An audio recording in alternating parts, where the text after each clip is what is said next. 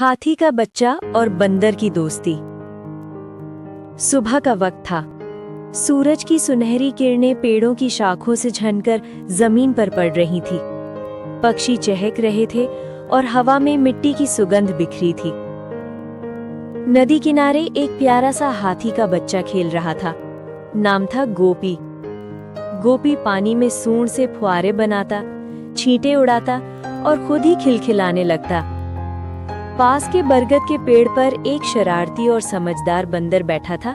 नाम था रामू। रामू पूरे जंगल में अपनी नटखट हरकतों के लिए मशहूर था। गोपी ने ऊपर देखा और बोला, अरे ओ ऊपर वाले, नीचे आओ ना, साथ में खेलेंगे। रामू ने हंसकर कहा, मैं तो पेड़ों का राजा हूँ, नीचे आने से तो रुतबा चला जाएगा।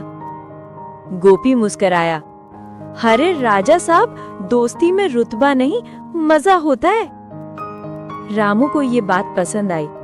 वो छलांग लगाकर नीचे उतरा और यहीं से दोस्ती की शुरुआत हुई। कुछ ही दिनों में गोपी और रामू की जोड़ी पूरे जंगल की जान बन गई। गोपी अपनी सूंड से फल तोड़ता और रामू को देता। रामू पेड़ों पर चढ़कर मीठे आम और केले लाकर गोपी के सामने रख देता। कभी वो झरने के पास मछलियों के पीछे भागते, कभी झाड़ियों में छिपकर तोतों की आवाज निकालते। सारे जानवर हंसते हुए कहते, देखो देखो, हाथी गोपी और बंदर रामू जंगल के सबसे अच्छे दोस्त हैं। लेकिन हर किसी को उनकी दोस्ती रास नहीं आ रही थी। एक चालाक भेड़िया था, नाम था कालू, जिसे उनकी खुशी से जलन थी। एक दिन कालू ने सोचा, अगर इनकी दोस्ती टूट गई तो जंगल में फिर मेरा राज होगा। वो पहले रामू के पास गया।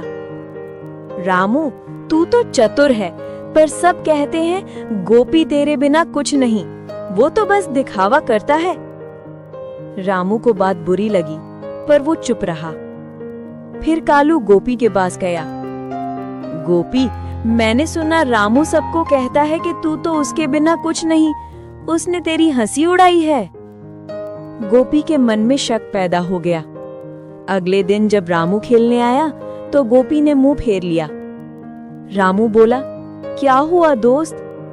गोपी ने गुस्से में कहा, अब मुझे झूठे दोस्तों की जरूरत नहीं। रामू चौंक गया। दोनों में झगड़ा हो गया और उस दिन से दोनों की दोस्ती खत्म हो गई। दिन बीतते गए। धीरे धीरे जंगल में भयंकर सूखा पड़ गया। तालाब सूखने लगे, पत्तियां झड़ने लगी और सारे जानवर पानी के लिए भटकने लगे। गोपी अपने झुंड के साथ दूर निकल गया। रामू अकेला पेड़ों के बीच रह गया, भूखा, प्यासा और उदास। एक दिन उसे सूखे तालाब में नीचे एक छोटे से गड्ढे में पानी दिखा। वो नीचे उतरा, लेकिन गड्ढा गहरा था। रामू फंस गया। वो चीखा, बचाओ, कोई है क्या? लेकिन जंगल सुनसान था। उसी समय गोपी का झुंड उस इलाके से गुजर रहा था। गोपी ने कुछ सुना, कोई पुकार रहा है।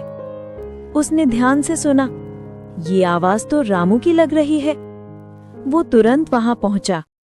गड्ढे में देखा, रामू फंस गया था, थका हुआ और डरा हुआ।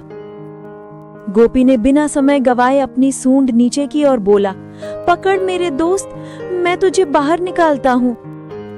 रामू ने सूंड को कसकर पकड़ा और धीरे धीरे ऊपर आया। जब वो बाहर निकला, दोनों की आंखों में आंसू थे। गोपी बोला, माफ करना रामू, मैंने तेरी बातों पर भरोसा नहीं किया। रामू बोला, नहीं गोपी, गलती मेरी थी, मैंने भी तुझ पर शक किया। दोनों गले लग गए। उस पल जंगल की हवा में फिर से दोस्ती की खुशबू फैल गई। अब गोपी और रामू ने ठान लिया कि वो साथ मिलकर जंगल को फिर से हरा भरा करेंगे। गोपी ने अपनी सूंड से नदी का रास्ता खोदा। रामू ने पेड़ों से फल बांटे ताकि जानवरों को खाना मिले। धीरे धीरे जंगल फिर से जीवन से भर गया।